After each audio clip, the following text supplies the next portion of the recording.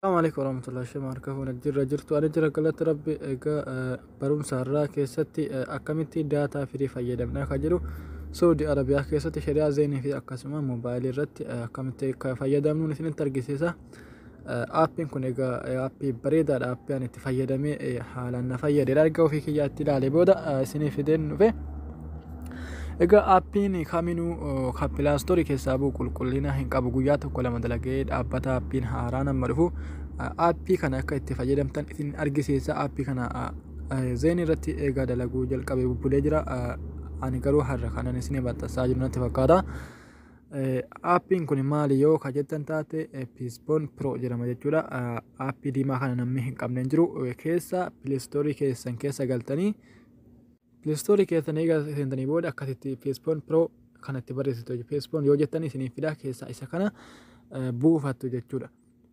yoo duraan immoo mobaayila irraa akka qabaattan taate seetingii keessan keessa galtanii egaa update gootanii booda lakkoofsa akkasii isinii fida jechuudha 337 kanadha kan haalaan dalagu zeenii irratti isin dalaga jechuudha mobaayilii irratti isin dalaga ani amma kan itti fayyadamaa jiru sheriyaa zeenii irratti akkamitti itti fayyadamna kan jedhuu fi ani dhaabee isin argisiisan dhugaa rabbi daataa hin qabu keessa kanumaan naaf dalaguu jira waan ta'eef stopping godha jechuudha amma naaf dalagaa jira waan ta'eef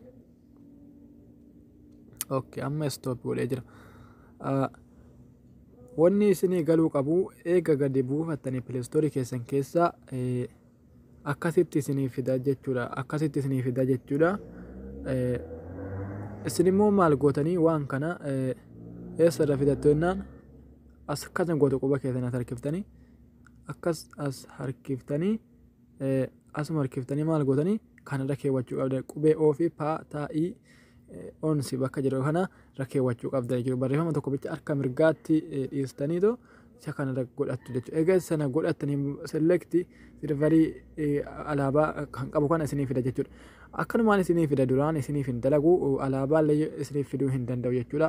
Alaabaa biyya adda addaa irratti hidhachuu fi daataa isin barbaachisu maal gootanii ustanii dhuma dura akkasuma kana fiddanii kaatanii istartii gootan jala kana rukutan jechuudha. Bakka harka bitaa jiru barreeffama kana kiyyarratti akka jira. Egaa si booda kudhan irraa aga sagalii gadi lakkaa'ee nuu fida of isaan eeggannaa jechuudha. Egaa haala kanaan nuu fide booda select bakka alaabaa kana gadi rukunna jechuudha. Gadi rukunna amma anaaf bakka alaabaa kana fide keessa alaabaa kana namni jaarmaanii kana irratti godheen okay jedhaan.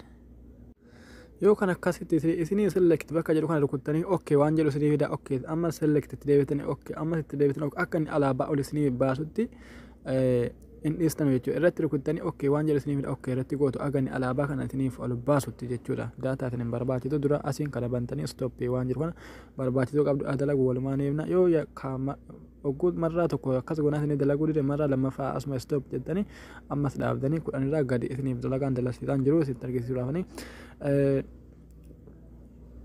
intura jechuudha. Appiin kun daqiiqaa tokko lama eeguu qabdu sadii safuris eeggadhu seenee jenna gonkumaa irraa buhuu hin danda'u dafee jechuudha. Wanni isinii galuu qabu appiin kun appii bareedaadha. Egaa amma haala kanaan naaf dalagee jira jechuudha. Stop jedhee dhaabbateera barbaadaan jiru gubbaa kanatti qulfii ol baaseera qulfiin sun addaattee jirti. Kan dalagu yoo ta'e qulfii ol baasuudhaan hin dalagu jechuudha. Qulfii akkasitti ol baasee addaachuu qaba. Paa kana jala xiyya shishifii tokko achi jala deemte sun dhaabbachuu qabdi. Qubeen paa kun qulqullaa'uu qaba. Egasii bakka kanatti as harkiftanii akka inni isiniif dalagu ilaaltu yoo kan dalagu taate kun haala kanatti isiniif mul'isa jechuudha. Haala kanaan argitoomi waan akkasii kana yoo kana qabaanne immoo dalagaan jiru jechuudha.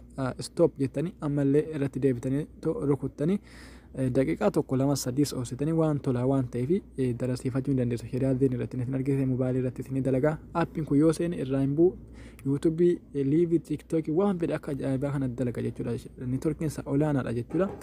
Egaa kana keessatti bakka kanatti argattanii alaabaa kana argachuudhaaf immoo daataa tokko malee select kana irra rukuttanii okay bakka jedhu rukuttanii dirqama alaabaa kana akka inni isinii baasutti eenyuma irra rukuttanii haala kanaan immoo dalaguu isaa keessanii akkanaan ilaalachuu dandeessu.